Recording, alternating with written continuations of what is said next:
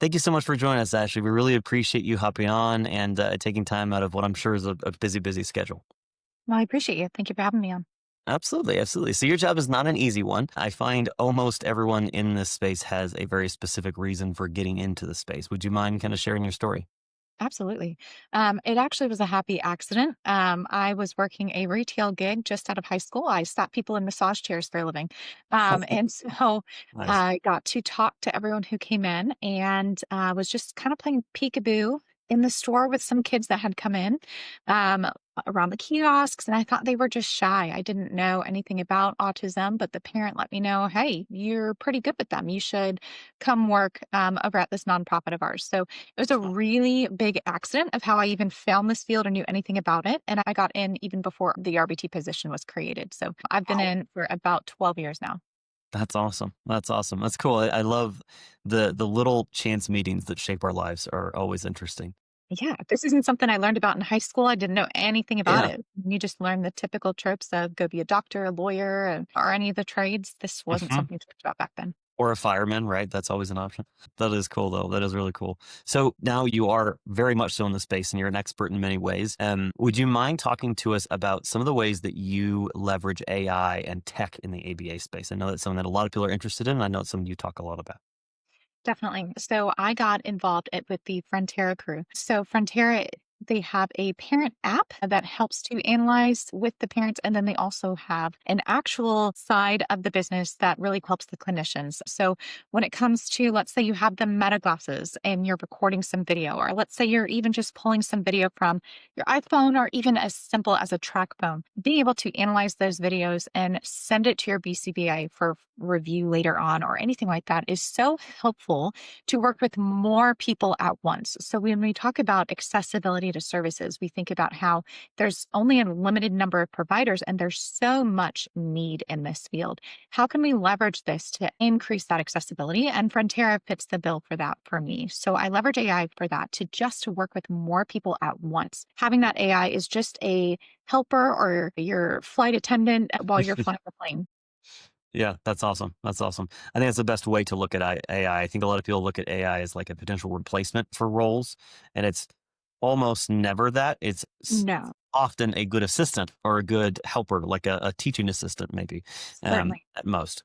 Certainly. You can vibe code, but you still need a programmer to finish that coding for you. So it's just your Ab- assistant. Absolutely. So then another question I had. So you've worked in a couple of different ABA clinics now, over the last, like you said, 12 years. Um, what have you noticed are some of the most common mistakes that teams make in actually doing the clinical work or even in managing themselves?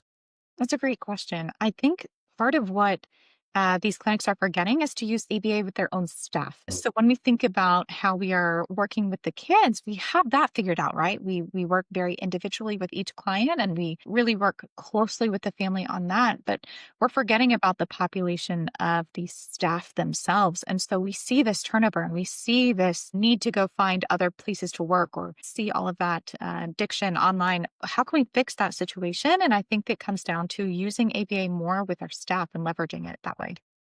That's awesome. That's awesome. Yeah, I think that's often that's something that we forget in most industries, not even just in ABA, but in almost every industry I've worked in. People forget to apply the rules that they practice as their actual service to themselves often. Absolutely. Yeah, that's awesome. So I have to ask some marketing questions since we are a marketing company that works in behavioral health.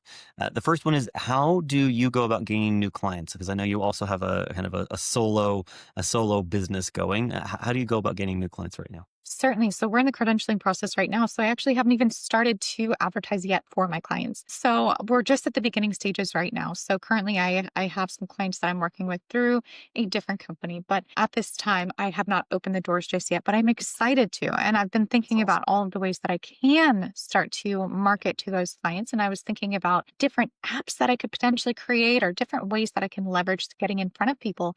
And part of what I've landed on and really sat on is just creating UGC content, just more getting to know the provider, getting to know the company, more content that way so that you're getting in front of them in a different way than is currently happening. Currently, a lot of the trope that I've seen from parents is that they were told that they need ABA by the diagnostician, but then they go on Google and they're just indoctrinated and flooded with a million companies and don't know what's right or don't know a good fit for them. So I think if more companies were to leverage content online, that will really help expand their brand. So I'm working with a content team now and we're creating content at this very moment. So that way, if a company or if a parent knows that they need ABA, they see Ashleigh and they know, okay, I'm going to come to her because I trust her or I trust that she has my best interest at heart.